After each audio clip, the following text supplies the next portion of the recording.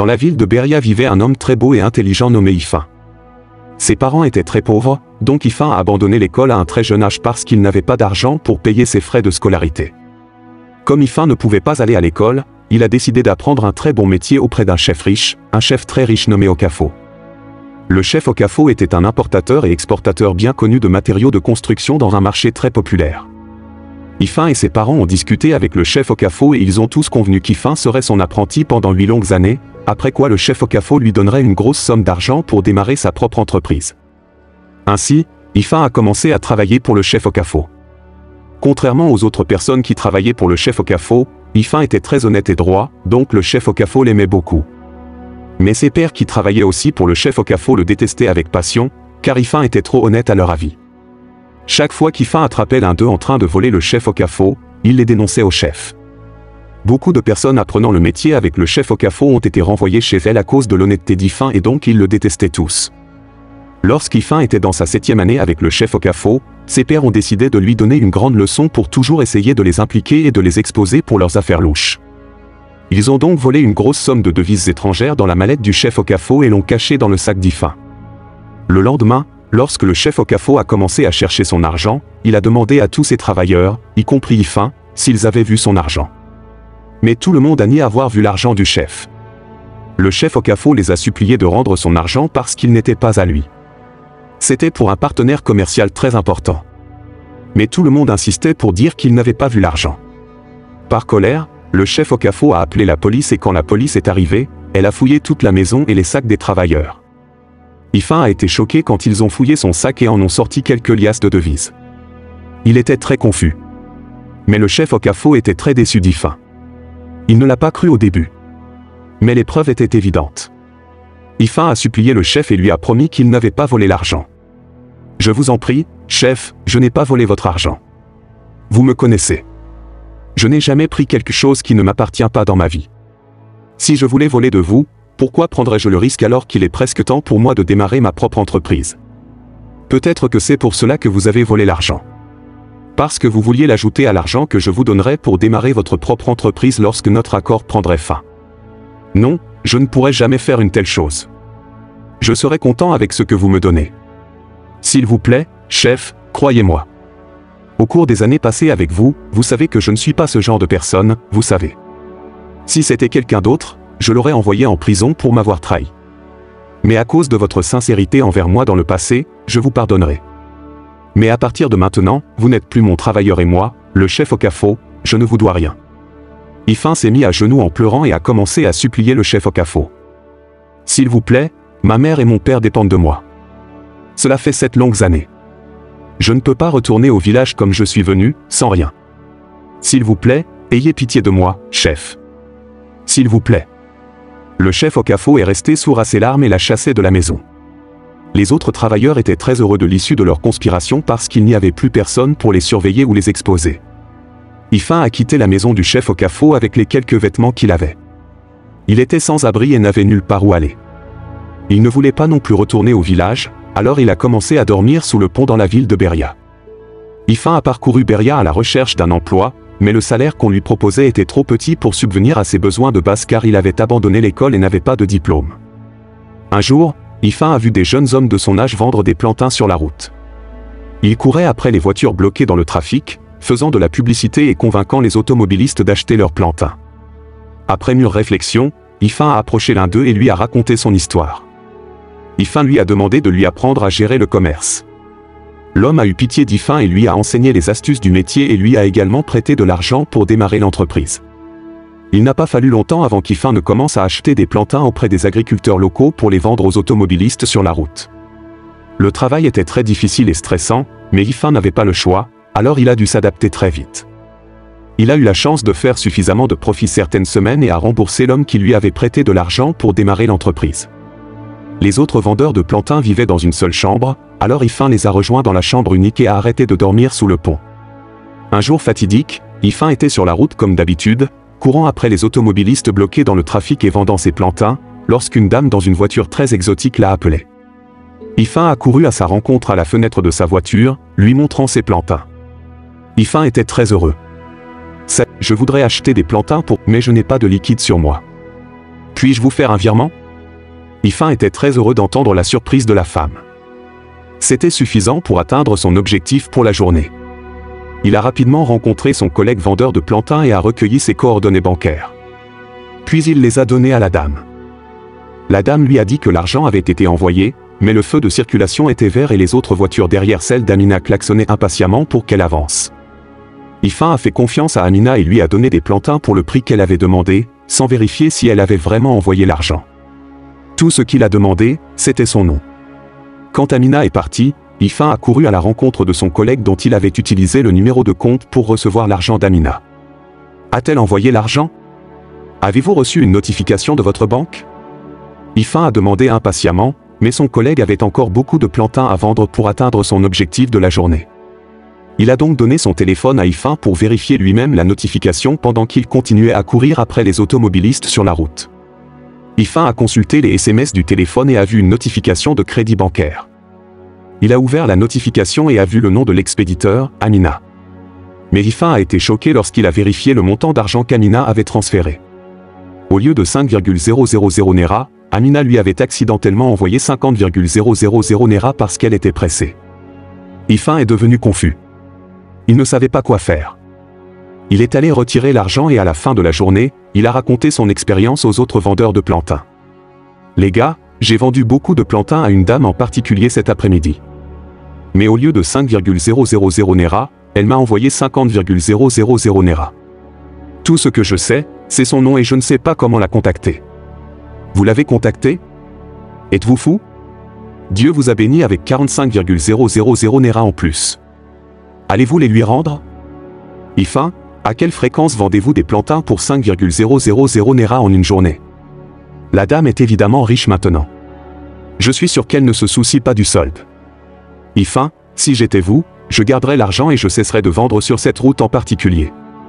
Je chercherais un autre endroit pour que la femme ne puisse plus me retrouver. Rappelez-vous de votre expérience avec le chef Okafo. Si vous aviez volé son argent comme les autres, vous ne seriez pas ici aujourd'hui, Ifin. Ifin a écouté tout cela avec incrédulité. Il avait été formé pour être un homme très honnête et transparent. Il était donc confus sur ce qu'il devait faire. Il a rappelé son expérience avec le chef Okafo comme l'un de ses collègues l'avait dit. Mais il sentait que ce n'était pas une raison suffisante pour devenir un voleur. Le lendemain, Ifin a soigneusement placé le solde de 45,000 Naira dans sa poche et est allé vendre ses plantains. Il espérait revoir Amina et lui rendre le solde. Le premier jour est passé, mais il n'a pas vu Amina. Le deuxième et le troisième jour sont également passés, mais il ne l'a pas vue. Ifin a commencé à être tenté de dépenser l'argent, mais il a refusé de céder à la tentation. 3 semaines plus tard, Ifin a vu la même voiture qu'Amina conduisait le jour où elle a acheté des plantains chez lui. Il s'est approché de la voiture et était très heureux de voir Amina assise tranquillement à l'intérieur. Il a frappé à sa fenêtre, mais Amina a refusé de la baisser. Il a frappé encore et encore. Puis Amina a baissé sa fenêtre et lui a fait signe qu'elle n'était pas intéressée par l'achat de plantains. Ifin était déçu qu'elle ne se souvienne pas de lui, mais au lieu de s'éloigner, il lui a rappelé qu'elle avait acheté des plantains chez lui il y a presque un mois et qu'elle lui avait accidentellement envoyé 50,000 Naira au lieu de 5,000 Naira. Ensuite, il a plongé sa main dans sa poche et lui a donné le solde de 45,000 Naira. Amina n'en croyait pas ses yeux.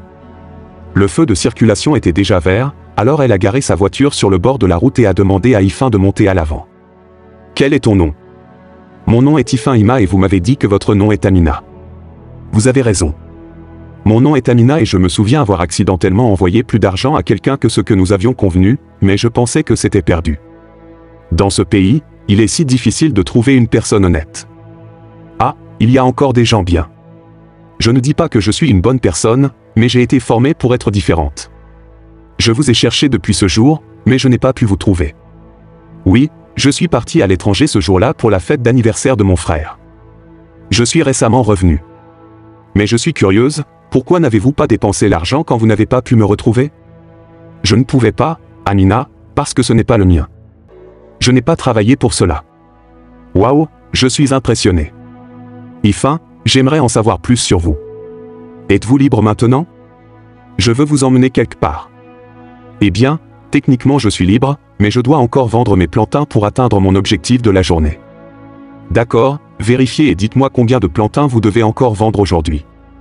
Ifin a compté les plantins qu'il avait et lui a dit que cela coûterait seulement 4,000 Nera.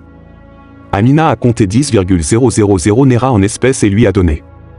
Ensuite, elle l'a emmené dans un restaurant chic. Après qu'ils aient fini de manger, elle a demandé à Ifin de lui parler de lui-même. Ifin a raconté ses expériences de vie, comment il a abandonné l'école, comment il a été accusé à tort de vol, comment le chef Okafor l'a chassé de la maison, et toutes ses expériences de vie en général. Amina a vraiment eu de la peine pour lui. Mais au fond d'elle-même, elle était déjà attirée par Ifin. Ifin était très beau. Il avait la bonne taille et était en très bonne forme. Sa voix était captivante et il avait une personnalité rare. Elle a échangé ses coordonnées avec Ifin et ils ont commencé à communiquer très souvent. L'attirance qu'elle ressentait pour Ifin est devenue de plus en plus forte et elle a commencé à le traiter très différemment. Elle a loué un très bel appartement pour lui où il vivait seul et a acheté toutes sortes d'appareils pour sa maison. Amina a également acheté un kiosque où il vendait ses plantains sur le marché au lieu de les vendre sous le soleil brûlant et de courir après les automobilistes dans le trafic. Ifin a commencé à gagner de l'argent et a commencé à envoyer de l'argent à ses parents au village. Une nuit, Amina a rendu visite à Ifin dans l'appartement qu'elle lui avait loué et pendant qu'il parlait, Amina a demandé à Ifin de fermer les yeux. Puis elle l'a embrassé profondément. Ifin était surpris mais ne l'a pas repoussé. Au contraire, il l'a prise dans ses bras et l'a embrassée passionnément. Cette nuit-là, ils ont eu des relations sexuelles et Amina a dit à Ifin qu'elle était profondément amoureuse de lui. Ifin ne ressentait pas la même chose mais aimait vraiment Amina et il lui a donc menti en disant qu'il l'aimait aussi à cause de ce qu'il gagnait grâce à elle. Merci d'avoir regardé la première partie de cette histoire et j'espère que vous avez aimé. Si vous ne voulez pas rater la deuxième partie, n'hésitez pas de vous abonner et d'activer la cloche de notification, également de me dire de quel côté du monde est-ce que vous avez regardé cette vidéo. En représentant votre pays avec son drapeau. Dites-moi également ce que vous avez appris de cette première partie. Amina était la fille d'un grand magnate des affaires à Beraya. Son père possédait le plus grand dépôt de ciment de la ville et était très riche. Amina était sa seule fille, il l'aimait donc profondément et était prêt à tout pour la rendre heureuse. Lorsqu'elle entra en relation avec Ifaïn, elle lui demanda d'arrêter de vendre des bananes plantains et de retourner à l'école. Elle proposa de financer ses études. Quand Ifaïn commença à aller à l'école, il emmena Amina voir ses parents. Il leur dit qu'Amina était celle qu'il avait soutenue depuis que Chief Okafor l'avait chassée. Il leur annonça qu'il était en couple avec Amina et la présenta comme sa future épouse. Ils apprécièrent et acceptèrent Amina. Quelques années plus tard, Ifaïn obtint un diplôme et tout changea pour lui. Il devint plus beau et plus raffiné. De nombreuses femmes attirantes commencèrent à le courtiser et voulaient coucher avec lui.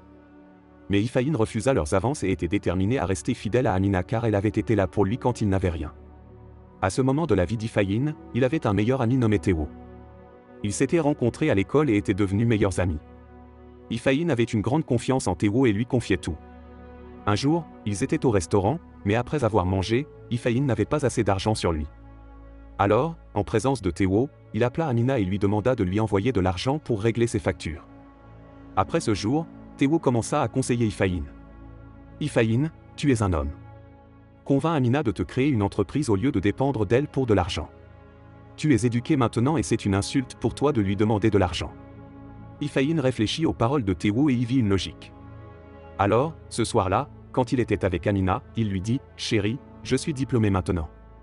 Au lieu de toujours te demander de l'argent, pourquoi ne pas ouvrir une entreprise pour moi afin que je puisse être indépendant ?»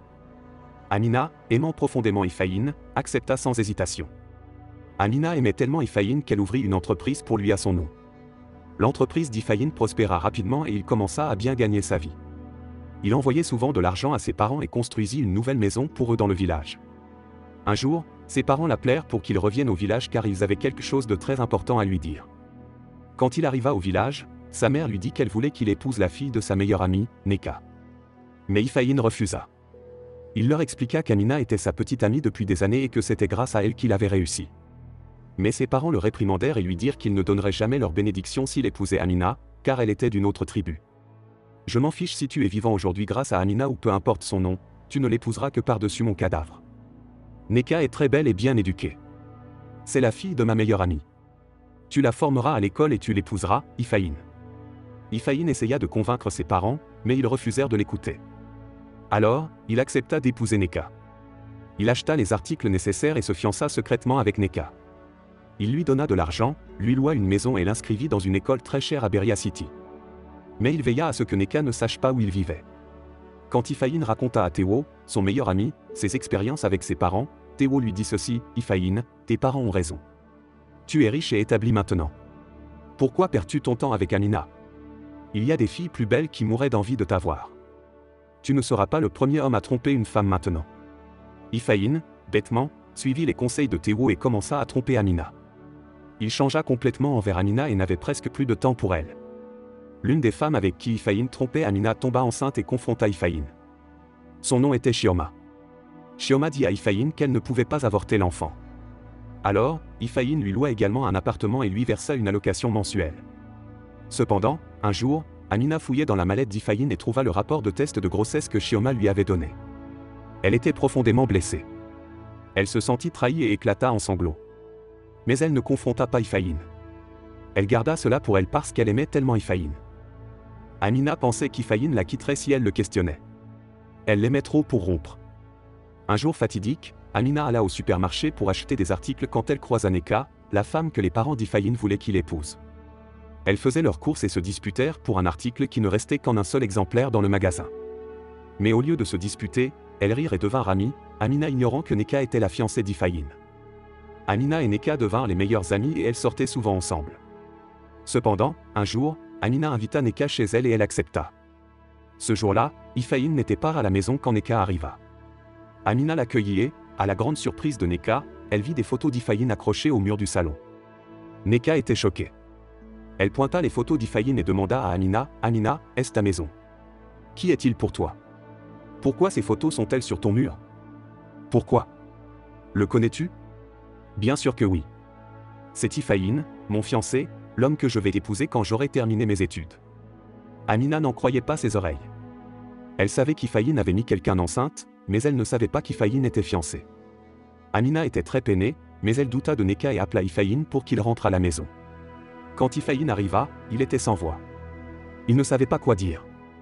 Amina insista pour qu'ils aillent au village voir ses parents. Hifhaïn s'y opposa, mais Amina était très insistante, alors il accepta enfin et ils partirent ensemble au village. Lorsqu'ils arrivèrent au village, Amina dit aux parents d'Hifhaïn: J'ai été en couple avec votre fils pendant plus d'une décennie.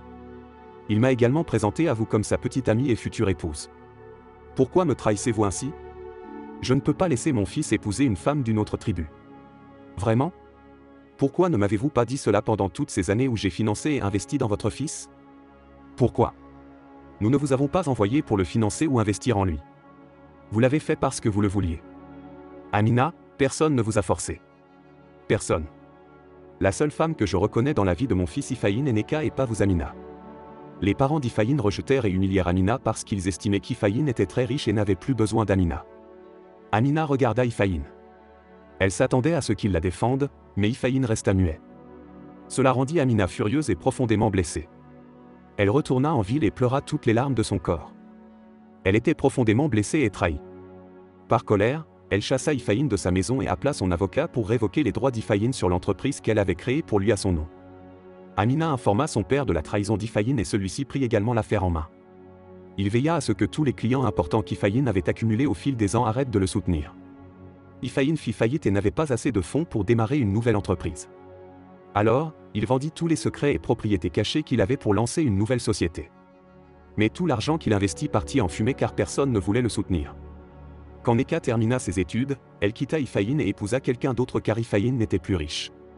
Chioma donna naissance à un beau garçon, mais elle était une chercheuse d'or. Malgré le fait qu'elle savait qu'Hifhaïn n'avait plus d'argent, elle le traîna en justice pour obtenir une pension alimentaire. Le tribunal ordonna à Hifhaïn de verser à Chioma une somme exorbitante s'il voulait continuer à voir son enfant. Hifhaïn, désespéré, vendit la maison qu'il avait construite pour ses parents et utilisa l'argent pour régler Chioma. Ses parents déménagèrent dans une petite maison et commencèrent à vivre dans la pauvreté. Chioma obtint son passeport et son visa avec l'argent qu'Hifhaïn lui avait donné et partit à l'étranger avec son fils. Quand la situation devint très difficile pour Hifhaïn, il alla voir Théo, son meilleur ami, pour obtenir de l'aide, mais Théo le rejeta. Hifhaïn, tu es un homme très stupide. Comment peux-tu mordre la main qui t'a nourri? Tu es très ingrat. Si tu as pu faire cela à Amina, Hifhaïn, je suis sûr que tu ferais pire avec moi. S'il te plaît, quitte ma maison. Hifhaïn regarda Théo avec incrédulité. Il ne pouvait pas croire que le même ami dont les conseils l'avaient égaré mettait également tout le blâme sur lui. Il regretta d'avoir jamais écouté Théo. Après quelques mois de désespoir, Hifayine rendit visite à ses anciens collègues qui vendaient des bananes plantains au bord de la route, mais ils refusèrent de lui accorder une audience. L'un d'eux lui dit, « Quand les choses étaient difficiles pour toi, Hifayine, quand tu dormais sous le pont, quand tu n'avais nulle part où aller, nous t'avons aidé. Nous t'avons appris notre métier. Nous t'avons prêté de l'argent pour commencer comme nous. Mais Hifayine, quand tu as réussi, tu as avancé et tu ne nous as jamais regardé en arrière. Durant la dernière décennie, Hifayine, tu ne nous as jamais rendu visite. Nous étions ton passé. Maintenant que tu es revenu à la case départ, tu t'attends à ce que nous t'aidions à nouveau? Jamais, Hifayine, jamais. » Leurs paroles touchèrent profondément le cœur d'Hifayine. Il devint plus confus et ne savait pas quoi faire. Frustré, Hifayine retourna voir Hanina et implora sa pitié et son pardon. Hifayine se mit à genoux et lui dit, « Hanina, je sais que je t'ai gravement offensé. S'il te plaît, pardonne-moi, pardonne-moi. S'il te plaît, donne-moi une autre chance. J'ai appris ma leçon, Hanina, s'il te plaît. » Mais Hifayine était trop tard. Alors qu'il était à genoux en train de la supplier, il vit une bague à son doigt. Puis son mari vint les rejoindre. Son mari était Théo, son meilleur ami. Hifayine fut choqué. Il n'avait aucune idée que Théo l'avait conseillé à tort parce qu'il était jaloux et envieux de ce qu'il avait. Théo avait conseillé à Hifayine de tromper Hanina parce qu'il savait que cela détruirait leur relation.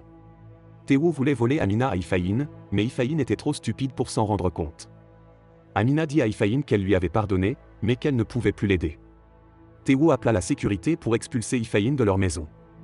Puis il avertit sévèrement Hifayine de ne jamais revenir chez eux, sinon il le ferait arrêter. Hifayine retourna au village pour vivre avec ses parents. Il ne lui restait rien et il vécut le reste de sa vie dans les regrets et la douleur parce qu'il avait écouté les mauvaises personnes et pris les mauvaises décisions. Merci à tous d'avoir regardé cette vidéo. Nous espérons que vous avez apprécié l'histoire d'Hanina et Hifayine. Cette histoire, bien que tragique, nous rappelle l'importance de la fidélité, de la gratitude et de prendre les bonnes décisions dans la vie.